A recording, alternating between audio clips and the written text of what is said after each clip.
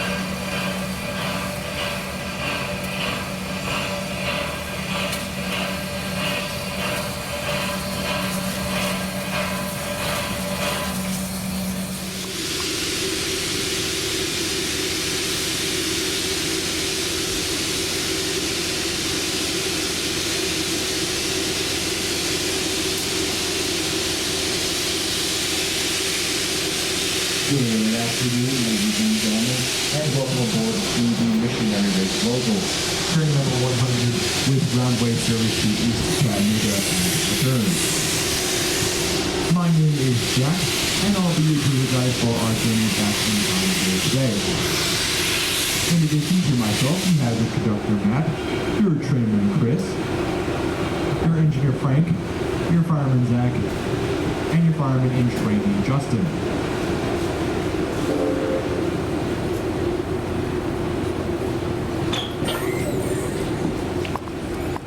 Our trip here today on board the Missionary Ridge Local will be about 55 to 60 minutes, give or take. We'll spend about 15 to 20 minutes traveling in each direction on the 3 miles of track we currently run on, and then once we arrive at East Chattanooga, we'll spend about 25 to 30 minutes there as a layover. When we arrive at East Chat, we'll have a turntable demonstration as well as our back shop tour.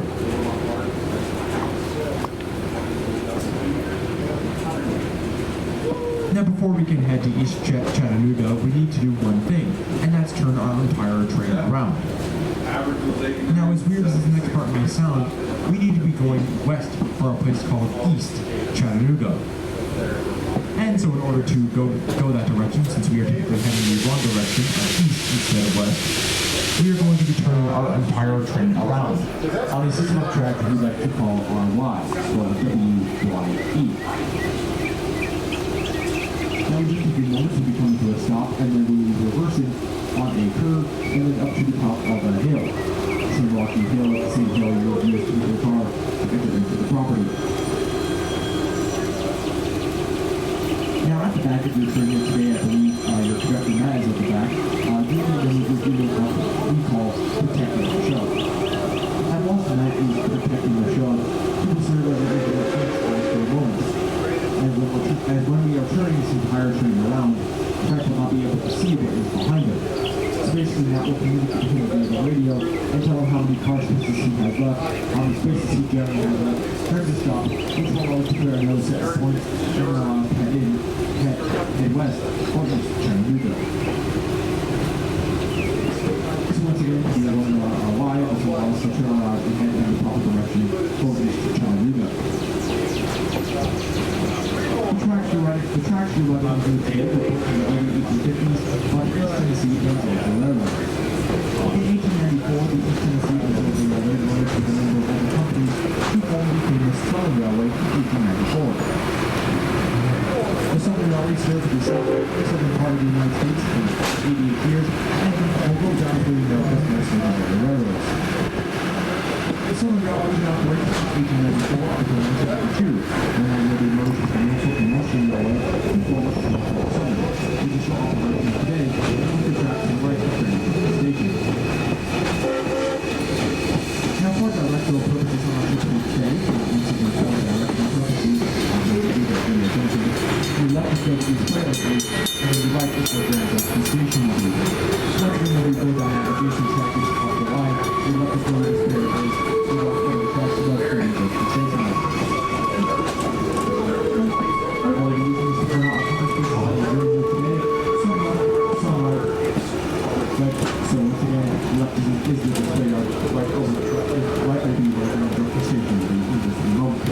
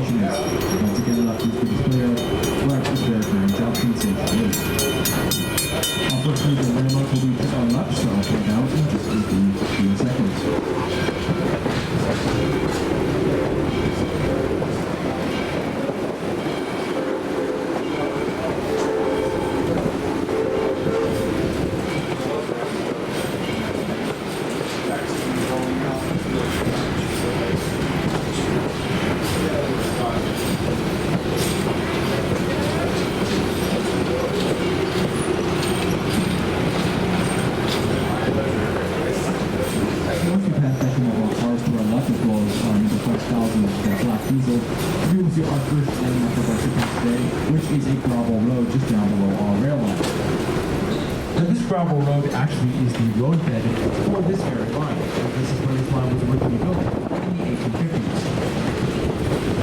Now it would be elevated from the height of the ocean as we are riding on it here today in the first decade of the 20th century by the Southern Railway. This was done due to municipal cables flooding. Prior to the construction of Chickamauga Dam during the Great Depression years, the Chattanooga area was very very prone to flooding. And as an example of this said flooding, to that same left of the gravel road building, you will see a sign. And next to that sign is a tree that has the yellow line painted on it. This cycle will represent the high water mark from the Great Flood of 1867, which is at 9 feet to travel. So, understandable as to why they elevated it. And speaking of water, we are now crossing our first bridge today over South Chickamauga Creek. Now in the waters below, you may spot creatures such as turtles, river otters, geese, or even a common Tennessee species known as water. Now to both the left and right of our train, you may find some tracks that appear to be adjacent to where we are, and those are the tracks of the Western and Atlantic Railroad. Now, the Western and Atlantic Railroad was the very first line into the city of Chattanooga, being built in this complicated Georgia in 1850. The line runs from Atlanta to Chattanooga, and is still in fact owned today by the state of Georgia, who currently leases it out to the railroad CSX. In addition, that line does have some historical heritage, as the line below us was the site of the Great Locomotive chase during the Civil War. This is not the area where it happened. This would have been this was the same line, but not the same area where the locomotive chase happened. So the W&A is over on the second bridge.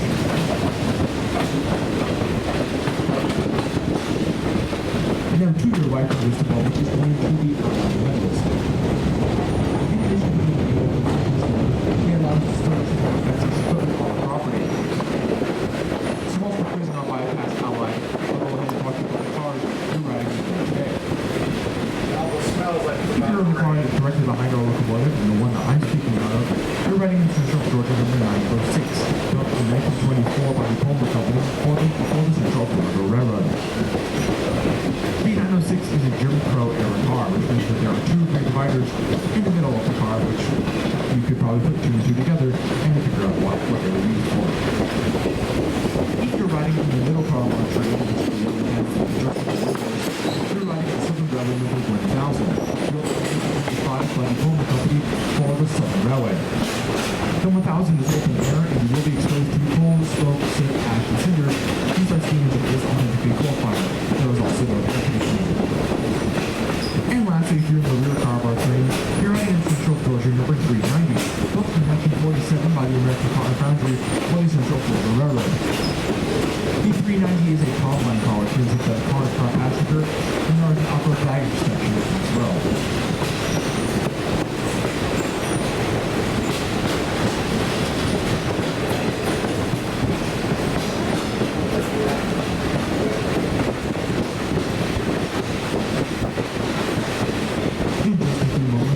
Over our third bridge of the journey here today, was the road up to the boulevard.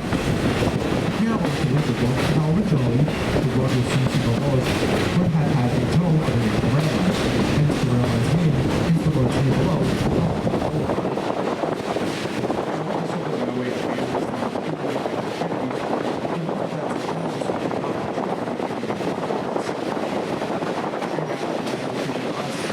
We decided to put the bridge over the gap. So what that means is that today we have a tunnel boulevard without a tunnel.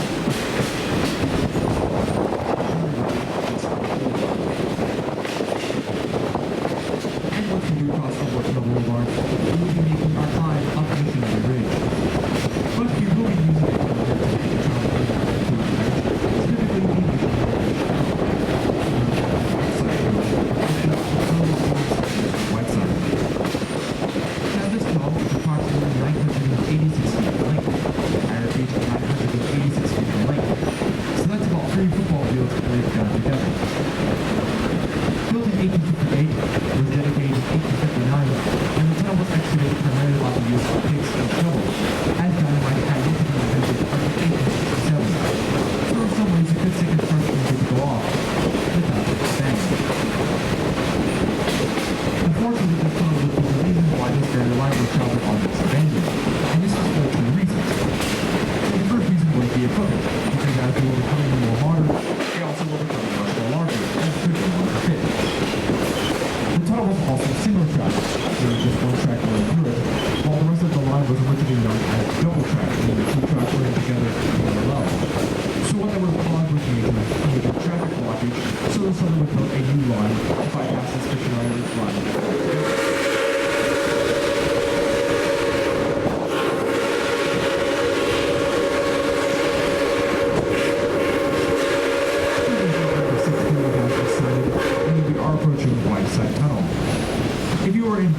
cars over 1,000 or 390, please keep your arms, hands, feet, legs, children, wives, and in-laws in the train at all times.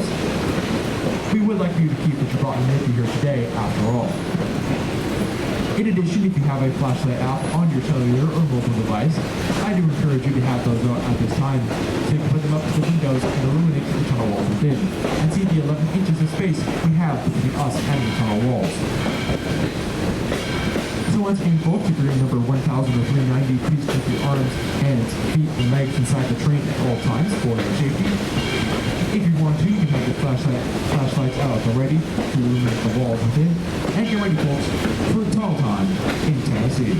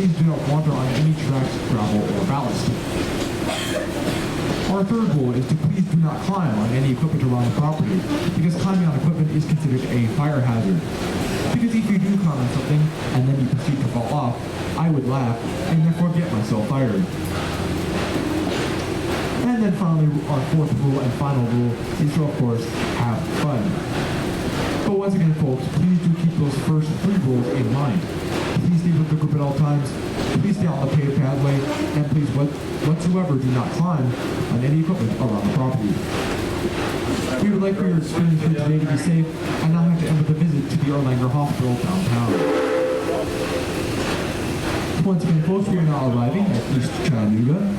We will remain seated until we come to the step at the depot. We'll wait in the 3-car block. Once again, we are now arriving at East Chattanooga. So we're getting the switch of the crews. Looking swanky, Chris. Woo!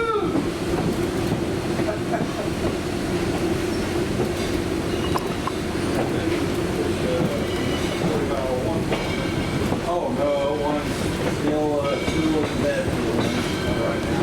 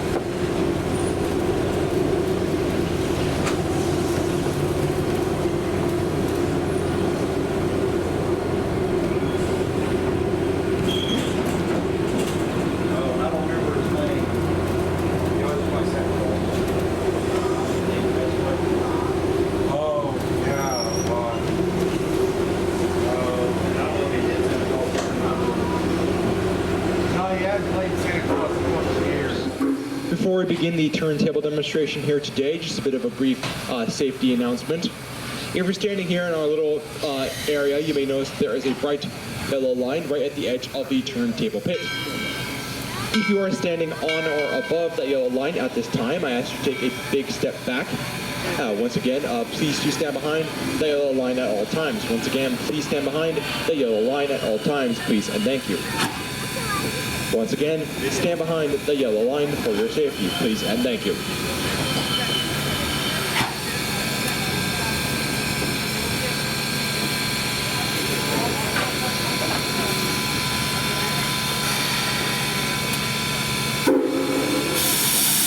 Anyways, welcome to East Chattanooga once again. Now, as you can see where I'm standing at, I'm literally standing at the end of the line.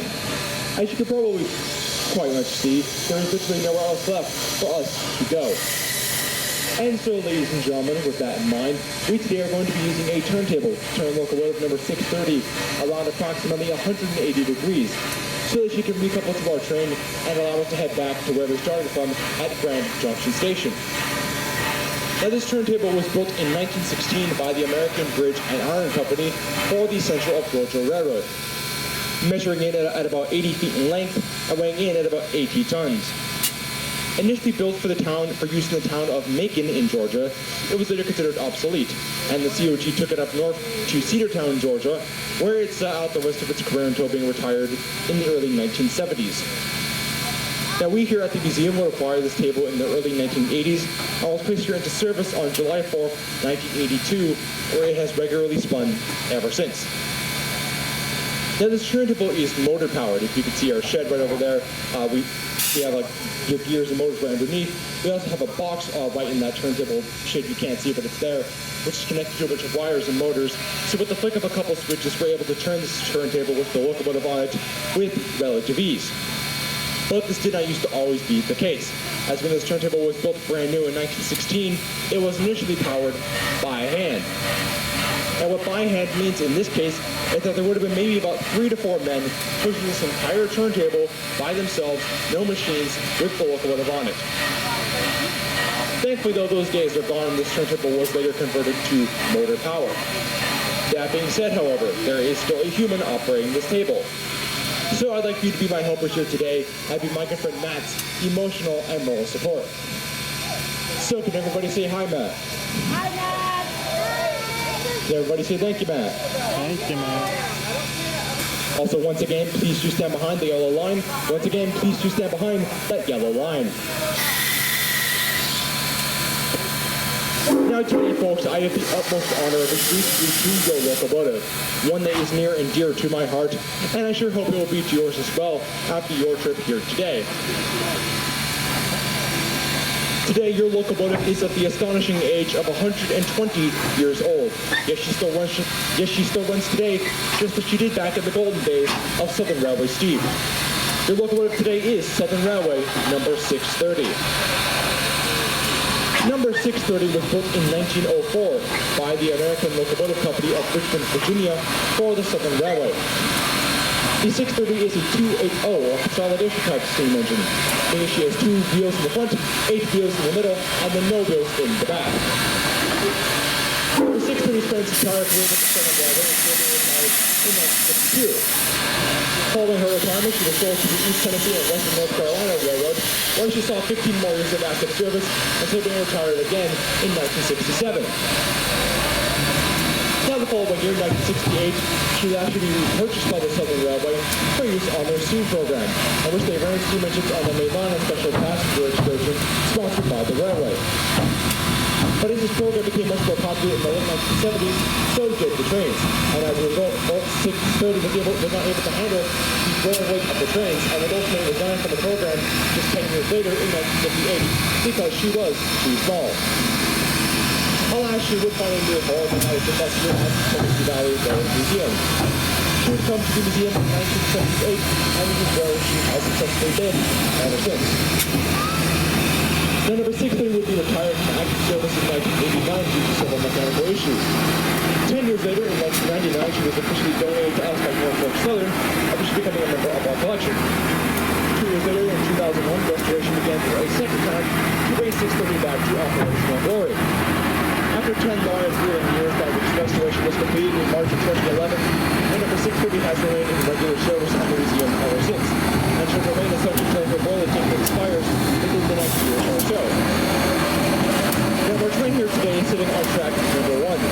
But in order for number 630 to turn around and a couple lines to head back, we must align ourselves to the track right next door, known as track number 2.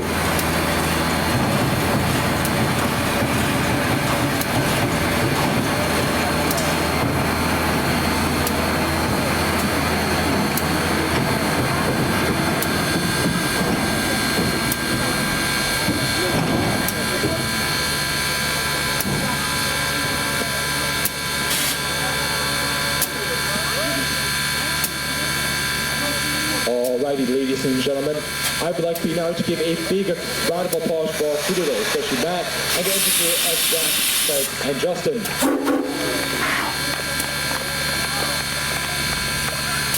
Now, once 630 clears our crossing, our tour will continue over to our back shop, which is that large building you see right over there. So our tour will be continuing over to that way. If you do not want to visit the back shops, you're more than welcome to head back to the train at this time, but our tour will be continuing over that way to the back shops at this time. Once again, maybe at the crossing for the rest of our tour at the back shops, please and thank you.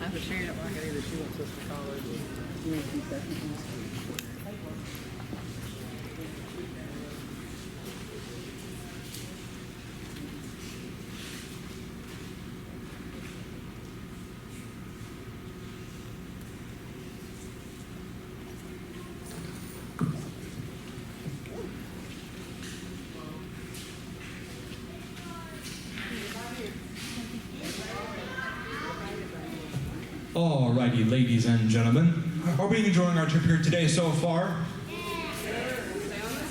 Alright, good to hear. So welcome to the Sewell Shops. These are the restoration facilities here at the museum, and this is where all of the magic happens. Now this particular building was built in 1982, and today is named in honor of Mr. Robert M. Sewell, Jr. Now, Robert Sewell helped found the museum in 1961, along with Mr. Paul Merriman, and he would later serve as president from 1978 until his death in 2006. After his death, this building will be rededicated and renamed in his honor, so it is now known as the Sewell Shops. There's more to the shops than just, obviously, the main tracks with your equipment on it. Over to your left, you're going to have one of your main offices, where all your boring yet important paperwork is done. Right here in the middle, and if you couldn't tell so, it says so on that door, but that is your air brake shop. It's a very self-aware door. To your right, the room with the lights on, and you can see some papers and stuff in there. That is your brake room. Across our chains, behind those large stack of ladders, is your parts department. And then all the way in the very back, kind of cluttered, but you can see it just a tad bit, that is our wheel shop, where we restore and repair the wheels of our various locomotives and cars as well as also contract work for other railroads across the United States. We do have some equipment here in our shop today, which we'll go ahead and briefly talk about, including some diesel locomotives as you see here. So first, this bright red diesel right next to me with the black stripes. This is number 576. The 576 was built in 1949 by the Locomotive Division, or EMD for short, for the Chicago and Northwestern Railway under a different number. It was not originally known as number 576. Now this unit is an F7, and this is one of the many F and E units built in the 1940s and 50s for the various railroads across the United States. These type of diesels right here were kind of the early example of diesels you'd see right as dieselization was beginning to be a major effect on American railroads across the nation. Now the 576 under that different number would operate for the CNW and then later New Jersey Transit.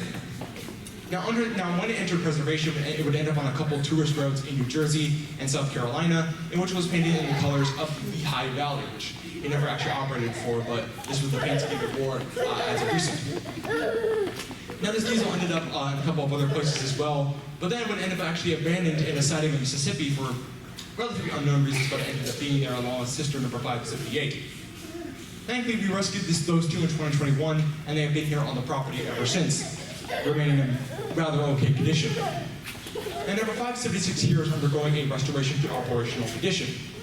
You can kind of see here she's got her name boards, which would be right above here, have been removed. We've done some work right up here in the cab. You can kind of look in there if you can see some holes open up there. But also it's being worked on because of this. This little stick right here, you can see the little, what's called a blue flag right on top of it. And what a blue flag basically signifies is that this piece of equipment is being worked on at the current moment, so it is not to be touched until that work is done. So basically, it is not to be touched by another locomotive until that work is done. So when this blue flag is on, it is not to be touched. Now to the right of the 576 is actually one of our operational diesels. This is number 606, built in 1954 by EMD for the Chicago, Milwaukee, St. Paul. Hold on, I just had a major, I had a derailment in my head for just a second. Excuse me, Chicago, Milwaukee, St. Paul, and Pacific Railroad, otherwise better known by its rather famous nickname, the Milwaukee Road, which is much better to pronounce than that long name I just pronounced. Now number 606 is an SW1200 type locomotive, or they're called the switchers. Now a switcher type locomotive are the type of locomotives you'd see in freight yards. These locomotives basically marshaled larger freight trains. These were the type of, basically what they would do was that they would basically be the ones to take freight cars and put them together to make larger freight trains. So if you see long freight trains, they probably were assembled by a locomotive similar to the 606, but not exactly like the 606. She's a different type of locomotive. So these switcher locomotives would be the ones to switch freight cars in and out of yards, and that was primarily their job. Now number 606, when we acquired it in 2015, it at the time was working for the United States Navy in the town of Crane, Indiana. How exactly it ended up for the Navy, I'm not yet too sure, but it got there. Number 606 is in operation today and usually can be seen on freight maneuvers. It usually is not on the local. It has done the local a couple of times, every now and then, but it rarely does it, so you won't really see it on the local, but it will be present on freight maneuvers or on holiday trains as well, so you will usually see it then. We have some other freight cars in the back, not freight cars, passenger cars, line of cars in the back as well. That silver car with another blue flag on it is number 832, built in the late 1940s for the Southern Railway. And then to the right of that is number 98, known as the Eden Isle, built in the late 1910s for the Baltimore and Ohio as a presidential car. It was used to transport their president around to various spots across the B&O's vast network. So a lot of very interesting equipment we have in our shop here today. Now, one of the most common questions I get asked, especially by children, is, what is this giant hole in the middle of the ground? And granted, they're also not wrong for asking this because, it's not exactly a normal thing to have a giant hole in the middle of the ground. This is what we call our drop pit. Now, the drop pit basically serves as a way for us to repair the underside, or the underside of the belly of a locomotive or car. Now, with the car, you can essentially kind of raise it up a little bit so you can do the work underneath. But with the locomotive, that's kind of hard to do that because these things are hundreds and hundreds of tons. Unlike a car, which is maybe like 10 or 20 tons, this is like 200 tons. So this is significantly much more heavier. We do have a crane right up there, which you can see making a rare appearance right up in here. But that crane really can't lift a locomotive. Now, technically, a locomotive can be separated. You have the body and you have the chassis, which is the wheels underneath and you have the body. But we don't have the ability to do that, unlike other places that do. So we have what is called our drop pit. So basically, when we need to use it, our locomotive car is put right over the drop pit, but enough to the point where someone can get underneath. And so once it is right there, someone will then go underneath and do the repairs necessary to the underside of that locomotive or car. Basically, just an easier way to do all of that repairing without having to raise the locomotive, unlike what you would with a car. And speaking of which, these restorations or various repairs obviously cost money, because locomotives and cars are obviously not the cheapest things in the world. Now, you think these may be dollars, but this could be like hundreds or thousands of dollars in simple repairs. And for instance, if we're talking about steam locomotive restorations, those could be anywhere from $1 to $2 million. Like I believe 630 took about $2 million to be restored, so obviously not very cheap in the slightest. Now, we here are considered a non-profit museum, so we obviously have to make our own money to obviously find some way to get these things up and running again, or to keep them operational. So we do that through a couple of ways, which include donations, our various freight customers, which include Allied Metals, Volkswagen, and the Tyner Terminal Railway, as well as you guys. Because each and every one of your tickets here today will actually go directly into our diesels, our steam locomotives, and the rest of our equipment to keep them operational. So each and every one of you did have a hand in rail preservation today.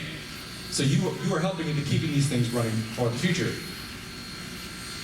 Two more things I've got to say on that. First is a quote, and it's that if you do not learn from history, you are only doomed to repeat it. If you do not learn from history, you are only doomed to repeat it. Just because I learned so much from that today. That's all I have to say, so at this time I will wrap the shop tour. If you do have any questions or comments, I can come and ask them. I'll be more than happy to answer them a bit more fully than what I normally would do here. But if not, I dismiss you at this time back to the train and depot. We will see you all back at work.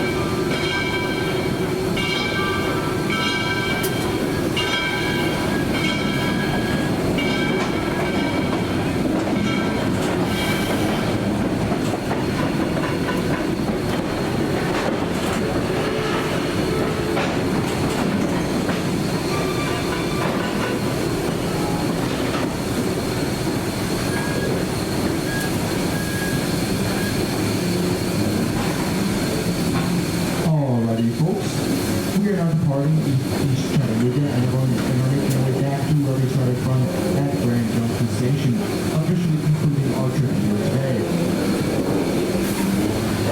We do hope you enjoyed your visit with us here today at the Tennessee Valley Railroad Museum and hope you enjoyed our experience.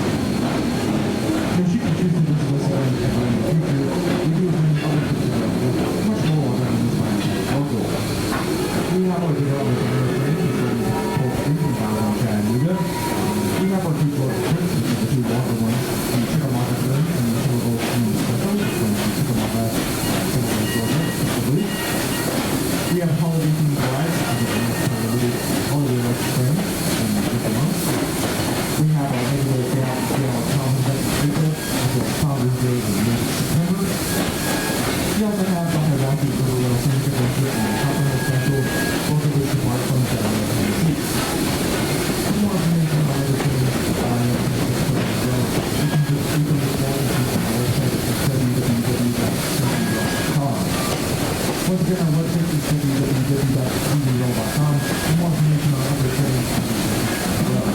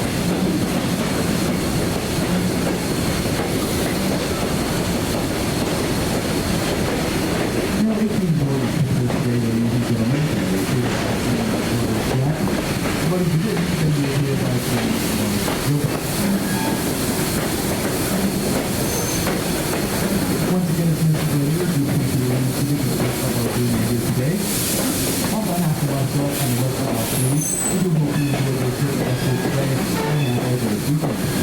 So ladies and folks, it's been my pleasure to talk to you today on the final stop will be Grand Junction Station. Once again, please be really seated. Thank you for riding with us here today at the Tennessee Valley Railroad Museum.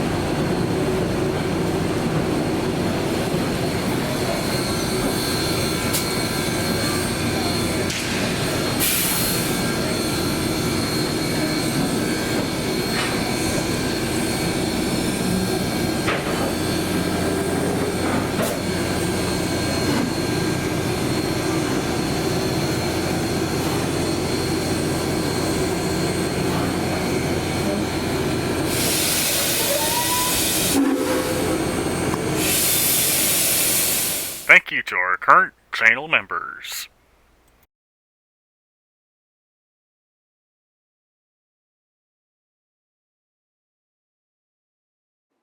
Thanks for watching. I hope you liked what you saw. If you did, please like, comment, and subscribe. And ring the notification bell to be notified about my future uploads.